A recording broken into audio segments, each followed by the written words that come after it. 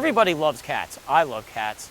And here at Oatland, they have some of the biggest cats in town. And I'm here with Annie, who's going to give me and us a little bit more information on what kind of cats they have here. Annie, what do you got here? Well, these cats are Eastern Cougars. Okay. Now, they're known by different names depending on where you come from in the country, okay? If you come from this region, the southeast region of the United States, they're called Florida Panthers. If you come from the eastern part of the United States, they're known as Eastern Cougars. If you come from anywhere in the Appalachian Mountains, they could be called Panthers, Screamers, Catamounts. Screamers? Screamers, because that's kind of the way they sound when they start yelping, you know, screaming in the night. If you come from the West Coast, they're called mountain lions. If you come from Central America, Mexico, they're called pumas. Wow. So it all depends on where you live as to what they're called. But they're all basically the same animal, with just a slight variation in size. Okay, I was going to ask, what's the difference between if there is a major difference between the cats in the different areas? Now, quickly, is this a native to North America and South America? Are they in Asia or in Africa too? No, they're not in Asia or in Africa. They're native to North America. Okay. North and Central America. And you were saying there's not a lot of big difference between the different species or the different names of the same cat. Yeah, some of them are considered subspecies, which is really the same species. They can interbreed and they can reproduce and have cubs, and those cubs can grow up and reproduce, so they're all considered one species, but there's just slight genetic variation. For instance, let me give you an example. Sure. The Eastern Cougars weigh about 120 to 150 pounds, okay? Their main prey item is going to be white-tailed deer. Okay? It's big prey. It's pretty big, but the mountain lions, they weigh in around 150, 200 pounds. Wow. They're bigger because their prey size is bigger.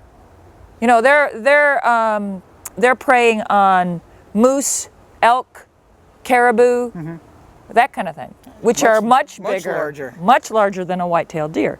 So they have to be bigger in order to take one of those bigger animals down. Makes sense. Okay, so there's a slight genetic variation in their size. Okay. That makes a lot of sense now. And same with the Florida Panther. Now the Florida Panther is a little bit smaller. I was just getting ready to talk about the Eastern Cougar, because of their prey items. Now here in the Georgia area, what can we expect to see here? Now, first thing, if I was out in the woods, what's my chances that I'm actually going to run into one of these guys? Next to nothing. Okay. And why is that? Well, because really the only place where they say some people have seen them, okay? And I wouldn't be surprised that they're out there. However, they are very secretive and they stay in remote areas, okay? The only larger population of cougar Florida Panthers that we have in the wild now are in the Everglades in Florida. Okay, and that population isn't very big. It's only like 80 individuals. Now, are they considered an endangered species? Yes. Okay. Yeah, especially the Florida Panther. Gotcha. Okay, and the Eastern Cougar is endangered too. Wow. Now, the mountain lions are not necessarily endangered because they're doing pretty well out there. In fact, in some states they have hunting. Wow. Now, why is on our kind of neck of the woods, why are they endangered here? Is it because of hunting or is it development? Development, habitat destruction, loss of habitat. Because each of these animals needs to have anywhere between 200 and 300 square miles of area in order to find their shelter and their food and everything else that they need. They need to have that much space, and there's very few areas with that much undisturbed space. Yeah. I mean, undisturbed, like no roads going through it, no nothing, you know. So habitat loss is pretty much, and also because they were hunted, predator control. Yeah. All right. So- Well, talk to me a little bit about the Cougars here at Oatland. Can you give us a little bit of background info? Were Sure. they born here, or? They were not born here. They are actually half brother and half sister. Talika and Comanche are their names. Talika and Comanche.